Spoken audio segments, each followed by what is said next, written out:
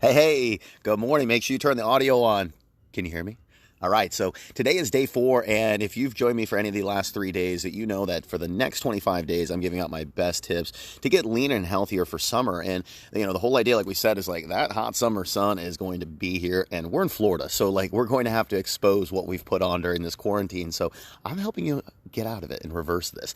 So I think the key thing, and one of the best response and feedback that I've gotten so far, is like, whoa, this is so simple what you've been sharing with us, Derek. And I think that's the key thing. And again, my objective is this is to really, like, one, let you realize like what we do for our clients. Hey, Kristen Mitchell, good morning, Craig. So the whole idea is like when you're seeing these different things is like a lot of times like people try and go way too hard into exercise and way too hard into nutrition when they begin.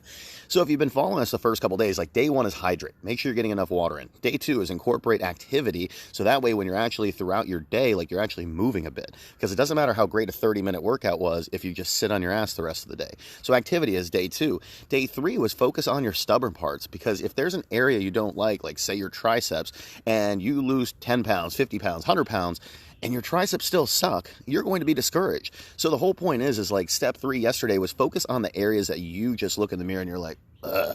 So those are the first couple things. And if you just incorporated those things of drinking more water, moving more every day, and doing 100 reps for any stubborn body part any day, like that would be a great start. All right, so we get into day 4 and it's like, all right, do we go more workout direction? Do we increase the intensity? Or no, I bet Derek's going to take away some food from me, or he's going to take away carbs from me, or something like that. I'm sure that is the guess. You're wrong. So again, like it's something where I think people overdo this too much. So what day 4 is make sure you're getting protein in. Protein is the lifeblood. Protein is the building blocks of everything that's living and beautiful on your body.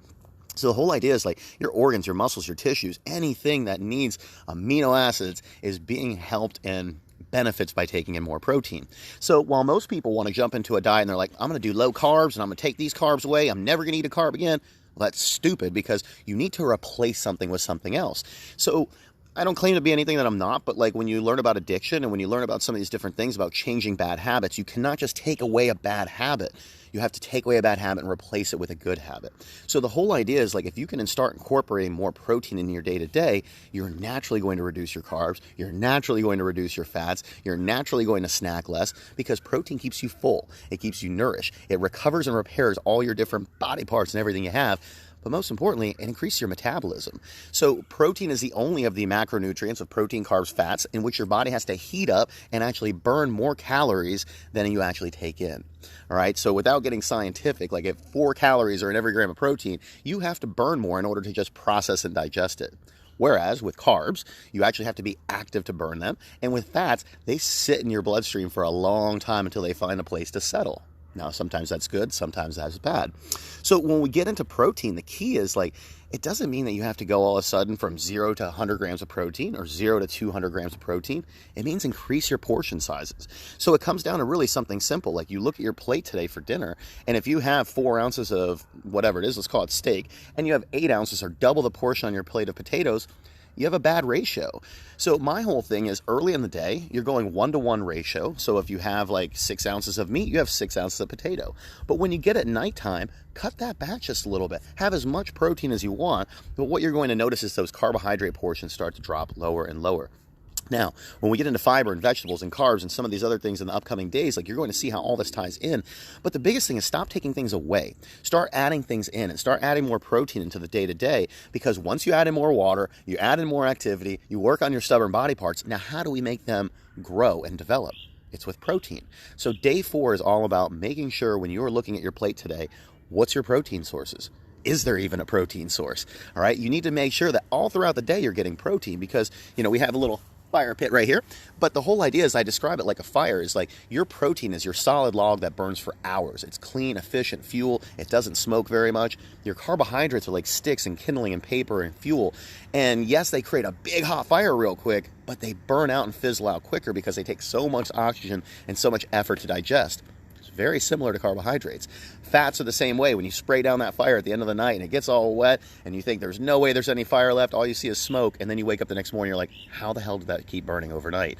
So the whole idea is fats burn real slow, carbs burn really hot and fast, but protein is that constant. It's that steady thing that's going to be with you for the whole day. And so not only is it now going to help to like replenish and build and nourish and all these other things that you need protein for, but it's going to stop you from reaching for the shit in your pantries and the cupboards and the stuff where you shouldn't be going. All right, so you can put all your sticky notes all over the place that says no, don't eat, but until you're actually not hungry, you're not going to have that happen. So start replacing. Instead of trying to worry about, again, what is Derek going to take away from you? I'm not. You're going to take it away from yourself. Eat more protein, and what you're going to start to notice is, like, you can't eliminate, like I said, a bad habit just by itself. You're going to have to put something in its place first. So as we start increasing our protein, whether that's portions per serving, whether that's adding in more Greek yogurt or a protein shake or protein bars, or even just simple things that have fats and protein in them, like nuts and seeds and some of those. Like, the key is, like, you want to have filling food that's going to stay with you. You know, one of the biggest things I always hear is eating healthy is expensive. No, it's not. It might be more expensive for that meal, but you don't eat again for 3 or 4 hours when you eat healthy. When you eat garbage and box food and pre-prepared food, guess who's hungry in 30 minutes? You. Guess who's reaching for the cupboards and the cabinets in 30 minutes? You. Guess who's messing up and so disappointed in themselves in quarantine? Well, hopefully not you. But the whole idea is it starts with these simple actions. So again, make sure you're drinking your water today, 8 ounces every hour on the hour. That'll keep you hydrated. Every hour, make sure you're getting up and moving. Do some jumping jacks, squats, do something. But every hour, do something, because your mental and physical, they compete for space. And the more stressed out you are mentally, you're never going to do the physical side. But the more you stimulate yourself on the physical side, the mental side relieves itself a bit. So make sure you're doing that. The third step from day 3 yesterday was making sure you're targeting your stubborn body part. Somewhere, someplace, there's a body part that you don't like, that you hate looking at it. Exercise it every day. Now remember, you can't spot reduce like we said. It doesn't make any sense if somebody says, oh, I want bigger muscles, and you tell them to go do a bunch of curls, but then somebody says they want a flatter stomach and you tell them to do a bunch of crunches. That doesn't play. So the whole idea is, like, exercise just helps to shape and sculpt and make the outline of what you want. There's still going to be that layer of fat over it, but we want to make sure it's at least curvy and beautiful, and we kind of call that MERVy. So it's muscles with curves. And the last thing for today is making sure you're getting in your protein. If you fuel your body, you're going to repair all the work that we're doing throughout the week and the workouts. You're also going to keep yourself from getting hungry all the time. And most importantly, you're going to fuel your body with what it needs. So that's day 4. They're getting simpler as the days go on, but at the same time, when you start adding all these things together, like, anything I've said so far is not difficult. Like, you could do all this today. But we always want to get into something bigger, better, something that's not maintainable, and that's not the right answer. So instead of yo-yoing throughout your life, this is how we're going to build consistency and stability. So we got 21 more days after today of tips. The biggest thing, guys, everybody asks, like, why are you doing this?